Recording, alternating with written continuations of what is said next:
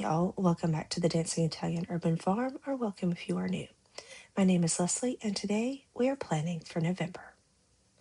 I've got my budget by paycheck workbook and my bullet journal out, and I thought it would be fun to walk through how I set up both for the new month. Now, November always feels like that sweet spot between fall and the holidays. It's cozy, it's calm, and it's the perfect time to check in with your money before things get hectic. So grab your coffee or tea, light a candle, and let's get into it.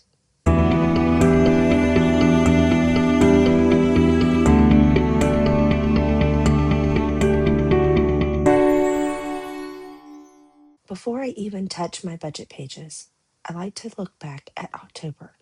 What worked? What didn't? Did I ever spend anywhere? Did I actually save what I planned to? October always surprises me with those little extra expenses.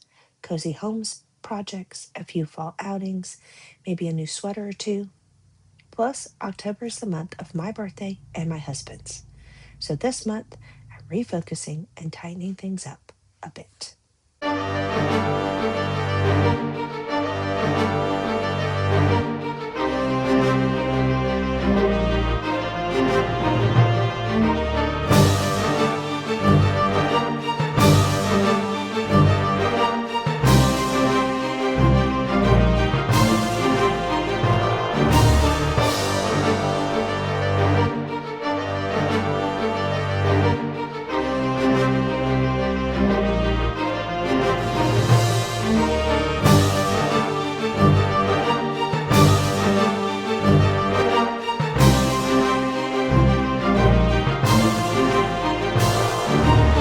Now, I like to start with my budget paycheck workbook because I really like to dive into my money first for the new month.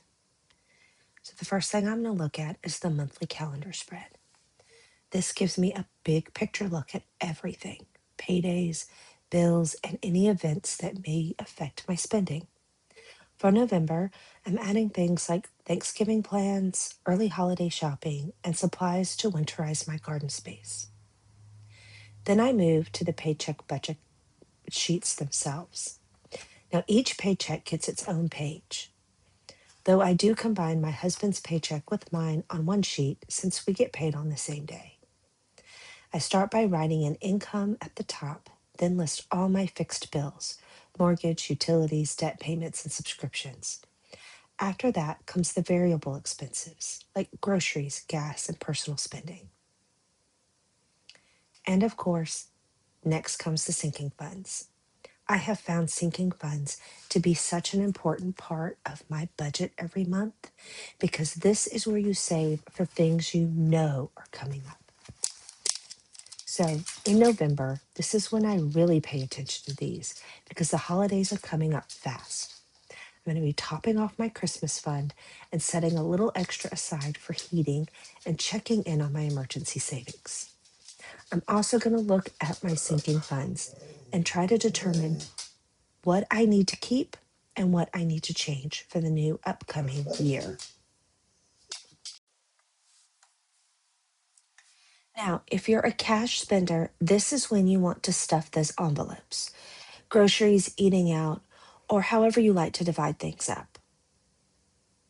Now I want to look at how much I can put towards an extra debt payment or two. This really helps me stay on top of things and get things paid off. One of my goals for the rest of the 2020s is to get my debt paid off.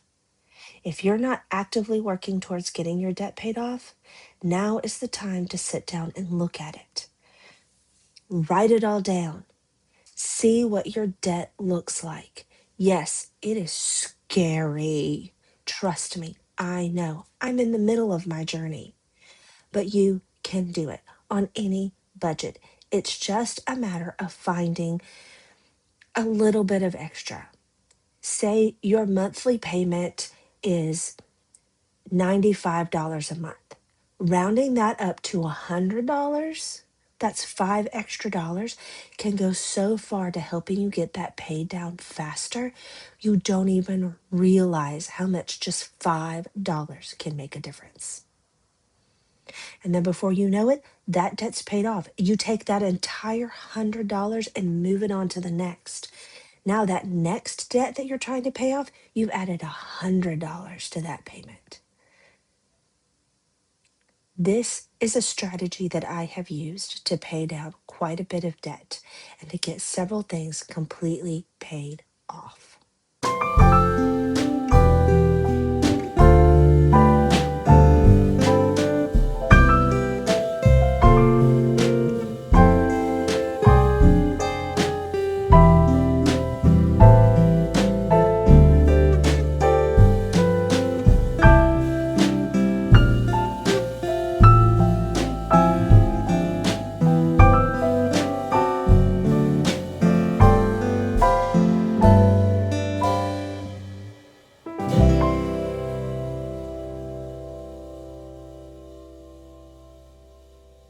Once my finances are sorted, I move on to my bullet journal. This is where I get a little bit more creative. It's part planner, part reflection tool, part creative outlet. So here's what my November setup is going to look like. I like to do a monthly overview. This lets me see the whole month at a glance, what I have coming up, what I need to get prepared for, any reminders that I have going on. Everything is right here in one spread. Now, on this monthly spread, I also have a goals section where I can list out my goals for the month. I will track these habits on my weekly pages, but I like to keep a running list of all of my goals. I also like to keep a list of my YouTube uploads section. And this is just to keep track of the videos that I would like to put up for y'all to watch. I have a reminder section for those important dates I need to keep in mind. And then I also have a section for those things that are coming up in the next month. So for November, I'm going to keep track of important things that are coming up in December. Things like the Nutcracker performance, my sister's birthday, Christmas, New Year's, all of that stuff that's coming up in the next month. I like to make a list of it and keep track of it on my monthly spread. I keep track of my meal planning in my weekly pages, which I set up every Sunday as part of my weekly reset ritual. Okay, for the month of November, I'm keeping my color palette really simple. Warm, soft neutrals, maybe with some leaves or pumpkins. I'm kind of doing a book theme. I know I did a dark academia theme for October. I'm kind of doing a booky theme for the month of November, but it's also very fall oriented. Your color palette is completely up to you. And I like to choose my color palette seasonally. So right now we're in fall. So I have a very fall themed color palette. For those of you in the Southern Hemisphere, you're in spring. You may want to do a very spring oriented color palette. But keep it simple. The simpler you keep it, the more you're going to keep up with it.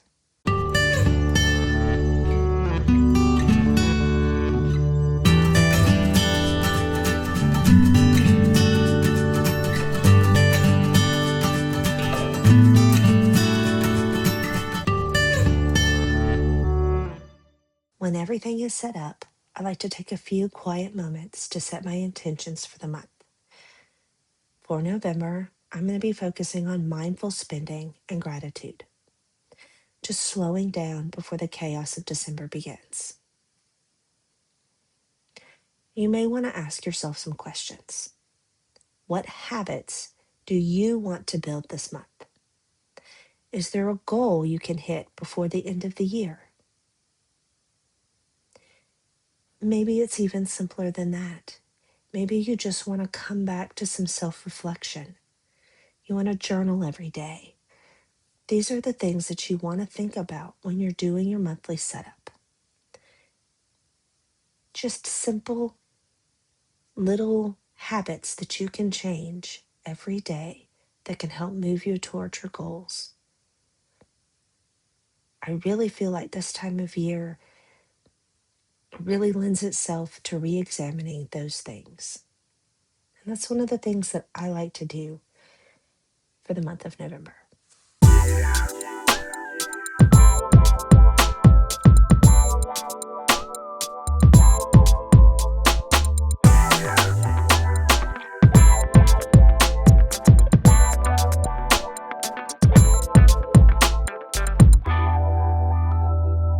And now my November setup is complete. I really hope that this has inspired you to plan along with me or to get those planners out and get planning for the month of November.